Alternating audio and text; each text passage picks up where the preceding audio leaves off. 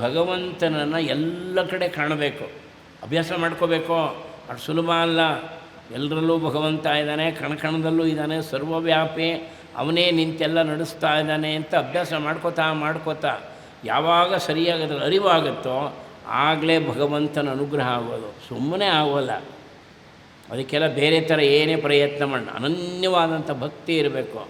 ಎಂದೂ ನಮ್ಮಿಂದ ಯಾರಿಗೂ ಕೇಳಿ ಬಯಸಬಾರ್ದು. ಧ್ರುವನಿಗೆ ಅವನ ತಾಯಿ ಸುನೀತಿ ಒಂದು ಮಾತು ಹೇಳ್ತಾಳೆ, ಮಗು ಭಗವಂತನ ಪಡಿತೀನಿ ಅಂತ್ಯಪ್ಪ, ನಿನ್ನ ಚಿಕ್ಕಮ್ಮ ನಿನ್ನನ್ನು ಆ ಒಂದು ಸಿಂಹಾಸನದಿಂದ ತಳ್ಳಿಬಿಟ್ಲು, ಅದನ್ನು ಮನಸ್ಸಿನಲ್ಲಿ ಇಟ್ಕೊಬೇಡಪ್ಪ. ಯಾರು ಇನ್ನೊಬ್ಬರಿಗೆ ಕೇಡು ಬಯಸ್ತಾರೋ ಅವರಿಗೆ ಭಗವಂತನ ಅನುಗ್ರಹ ಆಗಲ್ಲ. ಆ ಕೇಡು ಅವ್ರಿಗೆ ಬಂದು ಬಡಿಯುತ್ತೆ. ಅದರಿಂದ ಚಿಕ್ಕಮ್ಮ ಮಾಡಿದಂಥ ತಪ್ಪನ್ನು ಮನಸ್ಸಿನಲ್ಲಿ ಇಟ್ಕೋಬೇಡ, ದ್ವೇಷಿಸಬೇಡ. ನೀನು ಅದನ್ನು ಇಟ್ಕೊಂಡು ದ್ವೇಷದಿಂದ ಏನಾದ್ರು ತಪಸ್ಸು ಮಾಡಿದ್ರೆ ಫಲಕಾರಿ ಆಗೋಲ್ಲ. ಇದು ಭಗವಂತನ ವೈಶಿಷ್ಟ್ಯ. ಸುನೀತಿ ಹೇಳ್ತಾಳೆ. ಅದಕ್ಕೆ ಯಾರನ್ನೂ ದ್ವೇಷಿಸಬಾರ್ದು. ನಮಗೆಲ್ಲೋ ಒಂದು 20 ವರ್ಷ 30 ವರ್ಷ 40 ವರ್ಷ 50 ವರ್ಷ ಸಾಧನೆ ಮಾಡ್ತೀವಿ. ಸಾಧನೆ ಹೇಳಿದ್ದು ಆಯುಸ್ಸಲ್ಲ. ಆಗೋಯ್ತು ನಮ್ದೆಲ್ಲ 40-45 ವರ್ಷ ತನಕ ಏನೂ ಚಿಂತನೆ ಮಾಡಿಲ್ಲ ನಾವು. ಭಜನೆಯೂ ಇಲ್ಲ, ಬಿಟ್ಟಲ್ಲ, ಮೊದಲೇ ಇಲ್ಲ. ಯಾರೋ ಹೇಳಿರ್ತಾರೆ ಅನಂತ ಸ್ವಾಮಿ ಆಶ್ರಮ ಇದೆ ಅಂತ. ಇತ್ತೀಚೆಗೆಲ್ಲ ಒಂದು 15 ವರ್ಷದಿಂದ 20 ವರ್ಷದಿಂದ ಬರ್ತಾಯಿದ್ದೀವಿ. ನಮ್ಮ ಆಯುಸ್ಸು ಮುಗಿದು ಹೋಗ್ತಾ ಇದೆ. ಎಷ್ಟು ವರ್ಷ ಇದುವರೆಗೂ ಬದುಕಿದ್ವೋ ಅಷ್ಟು ವರ್ಷ ಇನ್ನೇನು ಬದುಕಲ್ಲ. ಹೌದು ತಾನೇ? 70-75 ಆಗಿರೋ ನೀವು 70 ವರ್ಷ ಬದುಕ್ತಾರಾ? ಬೇಗ ಸಾಧನೆ ಮಾಡ್ಕೋಬೇಕು. ಯಾರನ್ನೂ ದ್ವೇಷಿಸಬಾರ್ದು, ಯಾರ ಚಿಂತನೆಯನ್ನು ಮಾಡೋಕ್ಕೆ ಹೋಗಬಾರ್ದು. ಭಗವಂತ ಒಬ್ಬನೇ. ಅವನ ಚಿಂತನೆಯಲ್ಲಿ ಯಾರು ಇರ್ತಾರೋ ಅವರು ಪರಮಭಕ್ತರಾಗಿಬಿಡ್ತಾರೆ. ಅಂಥವ್ರಿಗೆ ಸುದರ್ಶನ ಚಕ್ರ ರಕ್ಷಣೆ ಕೊಡೋದು. ಇಲ್ಲಿ ಏನು ನೋಡಿ ಅದ್ಭುತ ಇದು. ಹಾಗೆ ಇವರು ಧಾವಿಸ್ತಾರೆ, ಎಲ್ಲ ಕಡೆ ಓಡ್ತಾರೆ ದುರ್ವಾಸರು. ಎಲ್ರಿಗೂ ನಗೆಪಾಟ್ಲಿದೇನು ಇಷ್ಟು ದೊಡ್ಡ ತಪಸ್ವಿಗಳವರು, ಅವರು ಓಡೋಗ್ತಾ ಇದ್ದಾರೆ.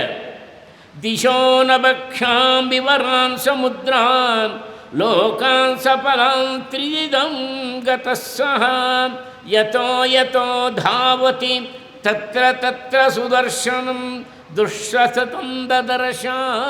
ಅವರು ಅನೇಕ ಸಮುದ್ರ ದಾಟಿ ಹೋಗ್ತಾರೆ, ಆಕಾಶ ಮಾರ್ಗದಲ್ಲಿ ಧಾವಿಸಿ ಹೋಗ್ತಾ ಇದ್ದಾರೆ. ಎಲ್ಲೋದ್ರೂ ಈ ಸುದರ್ಶನ ಬಿಟ್ಟಿಲ್ಲ, ಅವ್ರು ಹಿಂಬಾಲಿಸ್ತಾ ಇದೆ. ಅಹಂಭವೋ ಕಡೆಗೆ ಬ್ರಹ್ಮನ ಹತ್ರ ಹೋಗ್ತಾರೆ. ದುರ್ವಾಸರು ಸತ್ಯಲೋಕದ ಚತುರ್ಮುಖ ಬ್ರಹ್ಮನ ಹತ್ರ ಹೋಗಿ ಪ್ರಾರ್ಥನೆ ಮಾಡ್ತಾರೆ. ಅಪ್ಪ ಬ್ರಹ್ಮ, ಈ ಸುದರ್ಶನ ಚಕ್ರ ನಟಿಸ್ಕೊಂಡ್ಬರ್ತಾ ಇದೆ, ದಯಮಾಡಿ ನಿನ್ನ ರಕ್ಷಣೆ ಕೊಡಪ್ಪ ಅಂಥೇಳಿ ಬ್ರಹ್ಮನ ಕೇಳ್ಕೋತಾರೆ.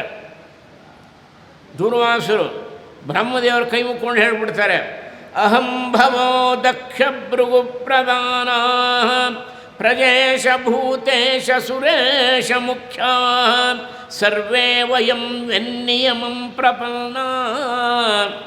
ನಾನು ಶಿವ, ದಕ್ಷ ಪ್ರಜಾಪತಿ, ಭೃಗು ಮಹರ್ಷಿಗಳು ಎಲ್ಲರೂ ದೇವಾನುದೇವತೆಗಳು ನಾರಾಯಣನಿಗೆ ಅಧೀನ. ನಾನೇನು ಮಾಡೋಕ್ಕಾಗಲ್ಲ. ಸುದರ್ಶನ ಚಕ್ರವನ್ನು ತಗೊಳಕ್ಕೆ ನನ್ನ ಕೈಲಿ ಶಕ್ತಿ ಇಲ್ಲಪ್ಪ, ನನ್ನ ಕೈಲಿ ಶಕ್ತಿ ಇಲ್ಲ ಅಂಥೇಳಿ ಬ್ರಹ್ಮದೇವರು ಸುದರ್ಶನಕ್ಕೆ ಕೈ ಮುಗಿದು ಬಿಡ್ತಾರೆ. ಸರಿ, ಅಲ್ಲಿಂದ ಹೋಗಿ ಸ್ವತಃ ರುದ್ರನ ಹತ್ರ ಹೋಗ್ತಾರೆ, ಕೈಲಾಸಕ್ಕೆ ಹೋಗ್ತಾರೆ ದುರ್ವಾಸರು. ಅಪ್ಪ ರುದ್ರ, ನೀನಾದರೂ ಒಂದು ರಕ್ಷಣೆ ಮಾಡಪ್ಪ, ಇದೇನಿದು ನನ್ನ ಸುಟ್ಟು ಬೂದಿ ಮಾಡಿಬಿಡುತ್ತೆ ಅನ್ನೋ ಭಯ ಆಗ್ತಾಯಿದೆ ನನಗೆ. ಈ ಸುದರ್ಶನ ಚಕ್ರದಿಂದ ನಾನು ಪಾರು ಮಾಡೋ ತಲುಪಿ ಹೇಳ್ತಾರೆ.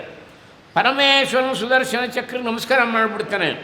ಅಹಂ ಸನತ್ ಕುಮಾರಶ್ಚ ನಾರದೋ ಭಗವಾನ್ ಅಜಃ.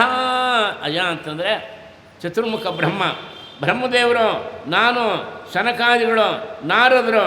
ವಿಧಾಮನ ವಯಂ ಸರ್ವೇ ಮಾಯಯಾವ್ರತ. ನಾರಾಯಣನ ಮಾಯೆ ಒಳಪಟ್ಟವ್ರು ನಾವೆಲ್ಲ. ಅವನ ಮಾಯೆ ಏನು ಅಂತ ನಮಗೆ ಗೊತ್ತೇ ಆಗಲ್ಲ. ಅದರಿಂದ ನಾನು ಸುದರ್ಶನ ಚಕ್ರದಿಂದ ಏನು ತಗೊಳಕ್ಕಾಗಲ್ಲ. ಭಗವಂತನ ಮಾಯೆ ಆಗಿರುತ್ತೆ. ತುಕಾರಾಮ್ಜಿನ ಯಾರೋ ಒಬ್ಬ ಶ್ರೀಮಂತ ಬಂದು ಹೇಳ್ತಾನೆ, ನನಗೇನೋ ಈ ಭತ್ತದ ತೆನೆ ಬಂದಿದೆ, ಇನ್ನೊಂದು ತಿಂಗಳಲ್ಲಿ ಅದು ಕಟಾವಾಗುತ್ತೆ. ಒಂದು ತಿಂಗಳು ಯಾರು ಒಬ್ಬರು ನೋಡ್ಕೋಬೇಕು, ಅದು ಇಲ್ಲದರೆ ಪಕ್ಷಿಗಳೆಲ್ಲ ಬಂದು ತಿನ್ಕೊಂಡು ಹೋಗ್ಬಿಡುತ್ತೆ ಕಾಳನ್ನ. ಜೀಜಾ ಬಂದು ಹೇಳ್ತಾರೆ ಶ್ರೀಮಂತ, ಅವ್ನು ಜೋಡಿದಾರ, ಏನಾರು ಇದ್ದರೆ ಒಂದು 2 ಖಂಡಗ ಭತ್ತ ಕೊಡ್ತೀನಿ ನೋಡಮ್ಮ. ಸುಮ್ಮನೆ ಅವ್ರು ಕೂತಿದ್ರು ಸಾಕು, ನೋಡ್ಕೋತಾ ಇದ್ದರು ಸಾಕು. ಇದ್ದರೆ ಪಕ್ಷಿಗಳು ಬರಲ್ಲ. ಅವಳು ಇದೊಂದು ಅವಕಾಶ, ಪಾಪ ಬಡತನ.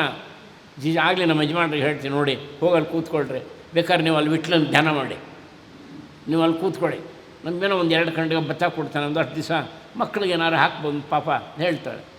ಆಗಲಿ ಅಂತ ಒಪ್ಕೋತಾರೆ. ಯಾವುದೂ ರಿಜೆಕ್ಟ್ ಮಾಡಿದವರಲ್ಲ ಸುಖಾರಾಮ್ಜಿ, ಯಾರೇನು ಹೇಳಿದ್ರು ಒಪ್ಕೋತಿರ್ತಾರೆ. ಸರಿ, ಇವರು ಒಂದು ಅಟ್ಟಣಿಗೆ ಮಾಡ್ಬಿಟ್ಟು ಕುಡಿಸ್ತಾರೆ ಇವ್ರನ್ನ. ಇವ್ರು ಕೂತ್ಕೊಂಡು ಏನು ಮಾಡ್ತಾರೆ, ಇವರು ಕಣ್ಣು ಬಿಡಲ್ಲ, ಕಣ್ಣು ಮುಚ್ಕೊಂಡೆ ವಿಠಲ ವಿಠಲ ವಿಠಲ ವಿಠಲ ವಿಠಲ ವಿಠಲ ವಿಠಲ ವಿಠಲನೇ. ಆ ಪಕ್ಷಿಗಳೆಲ್ಲ ಬಂದು ತಿನ್ಕೊಂಡು ಹೋಗ್ತಿರುತ್ತವೆ. ಅವಕ್ಕೂ ಆನಂದ ಕೊಡು, ಹೀಗೆ ಇರಪ್ಪ ನೀನು ಅಂತ. ಒಂದ್ಸಲ ನೋಡ್ತಾರೆ, ಆ ಪಕ್ಷಿನ ಹೊಡಿತಾರೆ. ಇವರು ಪಕ್ಷಿ ನೀನು ತಿನ್ನಬೇಡ ಅಂತ ಹೇಳ್ತಾರೆ. ಅಂಥ ಹೃದಯನೇ ತಿನ್ಕೊಂಡು ಹೊರಟೋಗುತ್ತೆ, ಎಲ್ಲ ಖಾಲಿ. ಇನ್ನೇನು ಅವ್ನು ಶ್ರೀಮಂತ ಬರ್ತಾನೆ, ಕಟಾವು ನೋಡಿದ್ರು ಒಂದು ಕಾಳು ಇಲ್ಲ ಅಲ್ಲೇ. ಒಂದು ಊರಿನವ್ರಿಗೆ ಹೇಳ್ತಾನೆ, ಇಷ್ಟು ದೊಡ್ಡ ಆಘಾತ ಆಯ್ತು ನನಗೆ, ಕನಿಷ್ಠ ಅಂದರೂ ಒಂದು 10 ಕಂಡಗಾದರೂ ನನಗೆ ಭತ್ತ ಸಿಗೋದು, 2 ಕಂಡಗ ಭತ್ತ ಕೊಡ್ತೀನಿ ಅಂತಲೂ ಹೇಳಿದ್ದೆ, ಈಗ ನನಗೆ ತುಂಬ ಮೋಸ ಆಗೋಯ್ತು, ಇದಕ್ಕೇನಾದ್ರು ಪರಿಹಾರ ಮಾಡಿಸ್ಬೇಕು ನೀವೆಲ್ಲ ಊರಿನವ್ರೆಲ್ಲ. ಸರಿ, ಊರಿನವರೆಲ್ಲ ಪಾಪ ಚೌಕಿ ಕೂಡಿಸ್ತಾರೆ, ಒಂದೆಲ್ಲ ಅರಳಿ ಮರದ ಕೆಳಗಡೆ. ಏನಪ್ಪ ನೀವು ಮಾಡಿ ಸರಿನಾ ಇದು ತುಕಾರಾಮ್ಜಿ? ಅವ್ನು ನಾನು ಮಾಡಿದ್ದು ತಪ್ಪಪ್ಪ, ನಾನೇನು ಕೂತಾಗ ನನಗೇನೋ ಜ್ಞಾಪಕ ಬರಲಿಲ್ಲ, ಏನು ಶಿಕ್ಷೆ ಕೊಟ್ಟರು ನಾನು ಸ್ವೀಕಾರ ಮಾಡ್ತೀನಿ. ಪಾಪ ಏನು ಶಿಕ್ಷೆ ಕೊಟ್ಟರು ನಾನು ಸ್ವೀಕಾರ ಮಾಡ್ತೀನಿ, ನಾನೇನು ಮಾಡಲಿ, ನನಗೆ ಯಾವುದೂ ಹೊಳಿಲಿಲ್ಲ, ನನಗೇನು ಗೊತ್ತಾಗಲಿಲ್ಲ. ಆ ಪಕ್ಷಿಗಳನ್ನ ಹೊಡಿಬೇಕು ಅನ್ನೋದೇ ಗೊತ್ತಿಲ್ಲ ನನಗೆ, ಸುಮ್ಮನೆ ಕೂತ್ಕೊಂಡು ಧ್ಯಾನ ಮಾಡ್ತಿದ್ದೆ. ಆಗ ಯಾರೋ ಒಬ್ಬರು ಬುದ್ಧಿವಂತರು ಹೇಳ್ತಾರೆ, ಅಲ್ಲಿ ಎಷ್ಟು ಲಾಸ್ ಆಗಿದೆ ಒಂದ್ಸಲಿ ನೋಡ್ಕೊಂಬರೋಣ ಅಂತ ಇಬ್ಬರು ವೆರಿಫಿಕೇಷನ್ಗೆ ಹೋಗ್ತಾರೆ ಗದ್ದೆಗೆ. ಅಲ್ಲಿ ಹೋಗಿ ನೋಡ್ತಾರೆ, ಎಲ್ಲ ತುಂಬಿದೆ, ಎಲ್ಲ ತೆನೆಗಳು ತುಂಬೋಗ್ಬಿಟ್ಟಿದೆ. ಕಟಾವು ಮಾಡಿಸಿದ್ರೆ 17 ಕಂಡಗ ಬರುತ್ತೆ. ಇವನು ಹೇಳಿದ್ದು 10 ಕಂಡಗ ಆದರೂ ಬರುತ್ತೆ ಅಂತ, 17 ಕಂಡಗ ಬರುತ್ತೆ. ಏನಪ್ಪ 17 ಕಂಡಗ ಬಂತು, ಅವನಿಗೆ ಆನಂದವೋ ಆನಂದ. ಆವಾಗ ಅವನು ಹೇಳ್ತಾನೆ, ನಾನು 5 ಕಂಡಗ ಕೊಟ್ಬಿಡ್ತೀನಿ ತುಕಾರಾಮ್ಜಿಗೆ. ತುಕಾರಾಮ್ಜಿ ಹೇಳ್ತಾನೆ, ನನಗೆ ಯಾವ ಕಂಡಗನೂ ಬೇಡಪ್ಪ, ನೀನು 2 ಕಂಡಗ ಕೊಡ್ತೀನಿ ಅಂತ ಹೇಳಿದ್ದೆ, ಅದೂ ಬೇಡ, ನಮ್ಮ ವಿಠಲನ ದೇವಸ್ಥಾನ ಜೀರ್ಣೋದ್ಧಾರ ಮಾಡಿ ಅಂತ ಹೇಳ್ತೀವಿ. ಇದು ಐತಿಹಾಸಿಕ ಘಟನೆ ಇದೆ, ದಾಖಲೆ ಆಗಿದೆ ಈ ಘಟನೆ. ಇದು ಭಗವಂತನ ಮಾಯೆ ಕಲ್ಪನೆಯೂ ಮಾಡೋಕ್ಕಾಗಲ್ಲ. ನೀವೆಲ್ಲ ಮನೆಗೆ ಹೋಗೋಟೋದು ಏನೇನು ತುಂಬಿರುತ್ತೋ ಗೊತ್ತಿಲ್ಲ ಅಲ್ವೇ, ಎಲ್ಲ ನನಗೋಸ್ಕರ ಬಂದಿದ್ದಾರೆ ಅಂತ ಏನೇನು ತುಂಬಿರ್ತಾನೋ ಭಗವಂತ. ಅವನು ಮಾಯನೇ ಮಾಯೆ, ಅದ್ಭುತ. ಲಕ್ಷ್ಮೀ ರಮಣ ಗೋವಿಂದ, ನಾನು ಹೇಳ್ತಿರಲ್ಲ, ಪರಮೇಶ್ವರ ಹೇಳಿ ಅವನು ಮಾಯೆಗೆ ನಾವೆಲ್ಲ ಒಳಗಾಗ್ಬಿಟ್ಟಿದ್ದೀವಪ್ಪ. ವಿಧಾಮನ ವಯಂ ಸರ್ವೇ ಯನ್ಮಾಯಂ ಮಾಯಯಾವೃತ, ನಾವೆಲ್ಲ ಅವನ ಮಾಯೆಗೆ ಸೇರ್ಕೊಂಡ್ಬಿಟ್ಟಿದ್ದೀವಪ್ಪ. ನಾನು ಬ್ರಹ್ಮ, ಸಕಲ ದೇವತೆಗಳು, ದಿಕ್ಪಾಲಕರು ಅವನ ಮಾಯೆಗೆ ಒಳಗೋಗ್ಬಿಟ್ಟಿದ್ದೀವಿ.